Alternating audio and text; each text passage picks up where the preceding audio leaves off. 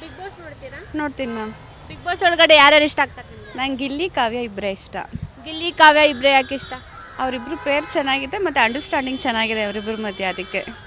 So ಇವಾಗ big boss ಮನೆ ಒಳಗಡೆ ಇಬ್ಬರು ಪೇರ್ ಚೆನ್ನಾಗಿದೆ ಅನ್ನೋದು ಇಂಪಾರ್ಟೆಂಟ್ ಆಗಲ್ಲ, ಬಟ್ ಅವ್ರು ಆಟನೂ ಆಡಬೇಕಾಗತ್ತೆ. ಸೊ ಆಟ ಅಂತ ಬಂದಾಗ ನಿಮ್ಗೆ ಯಾರು ಇಷ್ಟ ಆಗ್ತಾರೆ? ಆಟ ಅಂತ ಬಂದ್ರಲ್ಲಿ ಗಿಲ್ಲಿ ಚೆನ್ನಾಗಿ ಆಡ್ತಾನೆ, ಕಾವ್ಯ ಅಷ್ಟು ಆಡ್ತಿಲ್ಲ, ಆದರೆ ಗಿಲ್ಲಿ ಚೆನ್ನಾಗಿ ಆಡ್ತಿದ್ದಾನೆ.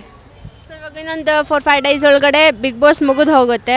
ಸೊ ಬಿಗ್ ಬಾಸ್ ಮುಗಿಯೋದು ನೀವು ಖುಷಿ ಇದೆಯಾ, ಬೇಜಾರಿದೆನಾ? ಬೇಜಾರಿದೆ, ಯಾಕೆಂದರೆ ಗಿಲ್ಲಿ ಎಂಟರ್ಟೈನ್ಮೆಂಟ್ ನೋಡೋಕ್ಕಾಗಲ್ವಲ್ಲ ಅಂತಲೇ ಬೇಜಾರಿದೆ.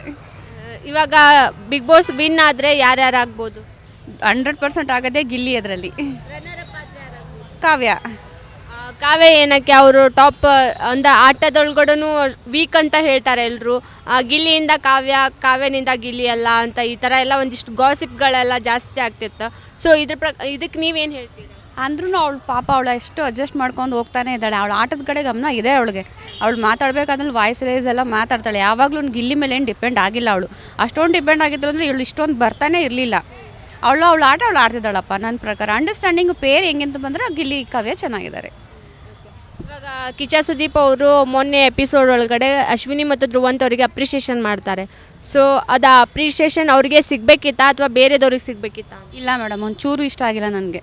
ಅದರಲ್ಲೂ ಅವ್ರಿಗೆ ಸಿಗ್ತಾ ಇದ್ದಲ್ಲ, ಅದು ನಿಜವಾಗ್ಲೂ ಒಂಚೂರು ನಂಗೆ ಇಷ್ಟ ಇಲ್ಲ. ಅವ್ರ ನೇಮೇ ನಂಗೆ ಅಷ್ಟು ಗೊತ್ತಿಲ್ಲ, ಯಾಕಂದರೆ ಅವ್ರದ್ದೇನೋ ನಾನು ನೋಡೋಕ್ಕೆ ಹೋಗಲ್ಲ. ಅಶ್ವಿನಿಗೆ ಸಿಕ್ಕಿದ್ದು ಪರವಾಗಿಲ್ಲ, ಯಾಕಂದರೆ ಅವಳು ಸ್ವಲ್ಪ ಚೇಂಜ್ ಆಗಿದ್ದಾಳೆ, ಅದರಿಂದ ಪರವಾಗಿಲ್ಲ. ಓಕೆ, ಈ ಹೋಲ್ ಬಿಗ್ ಬಾಸ್ನ ನೋಡಿದಾಗ ನಿಮಗೆ ಬೆಸ್ಟ್ ಆಫ್ ದಿ ಪರ್ಸನ್ ಅಂತಂದರೆ, ಹಾಗೆ ಬೆಸ್ಟ್ ಆಟಗಾರ ಅಂತಂದರೆ ನಿಮ್ಗೆ